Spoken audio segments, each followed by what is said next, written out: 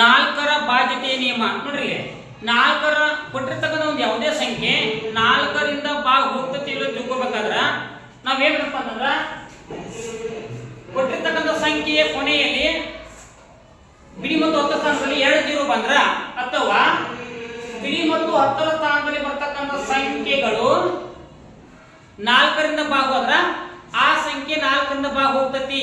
ಒಂದು ಎಕ್ಸಾಂಪಲ್ ನೋಡ್ರಿ, 4000 ಐತಿ,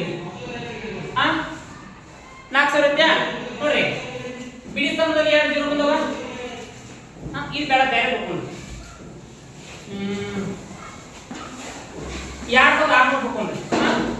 ಈ ಬಿಡಿ ಸ್ಥಾನದಲ್ಲಿ 2 0 ಬಂದವಲ್ಲ ನೋಡಿ, ಈ ಬಿಡಿ ಸ್ಥಾನದಲ್ಲಿ 2 0 ಬಂದ್ರೆ ಈ ಸಂಖ್ಯೆ 4ರಿಂದ ಹೋಗ್ತೈತೆ ಅಂತ ಅರ್ಥ. ಅವ್ರು ಅಂದಾರ, ಒಂದ್ಸಲ ಚೆಕ್ ಮಾಡಿ ನೋಡ್ರಿ. 4 ಒಂದೇ 4 26 ಬರ್ತದೆ ನೋಡ್ರಿ, ಬರಂಗಿಲ್ಲ. 4 ಅರ್ಲೆ 24, 4 ಅರ್ಲೆ 24, ಎಷ್ಟು ಇತ್ತು? 2 ಇತ್ತು. 4 20 ಬರ್ತದೆ ನೋಡ್ರಿ, 4 5 20, 4 5 20, 0 ಅಂತ 0 ಅಂತಂದ್ರ ಅವ್ರು ಹೇಳ್ತಂತ ಮೆಥಡ್ ಸರಿ ಐತಿ.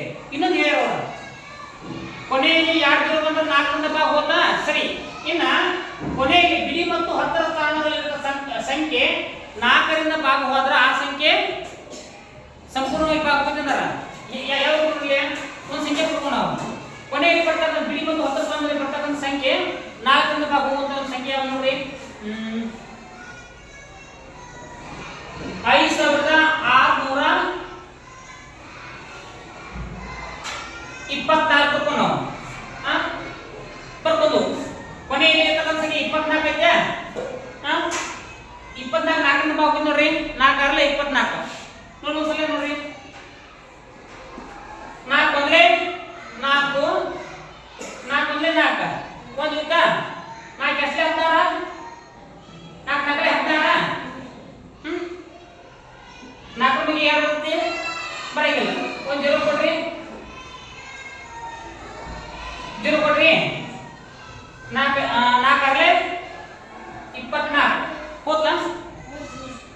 ಅಂದ್ರ ನಾವು 4ರ ಬಾಧ್ಯತೆ ನಿಯಮ ತಿಳ್ಕೊಬೇಕಾದ್ರೆ ಏನ್ ಮಾಡ್ಬೇಕು ಅಂದ್ರ ಕೊಟ್ಟಿರ್ತಕ್ಕಂಥ ಸಂಖ್ಯೆಯ ಬಿಡಿ ಸ್ಥಾನದಲ್ಲಿ 2 0 ಬಂದ್ರ, ಬಿಡಿ ಮತ್ತು 10ರ ಸ್ಥಾನದಲ್ಲಿ 2 0 ಬಂದ್ರ ಅಥವಾ ಬಿಡಿ ಮತ್ತು 10ರ ಸ್ಥಾನದಲ್ಲಿ ಬರ್ತಕ್ಕಂಥ ಸಂಖ್ಯೆ 4ರಿಂದ ಹೋದ್ರ ಆ ಸಂಪೂರ್ಣ ಸಂಖ್ಯೆ 4ರಿಂದ ಹೋಗತಿ.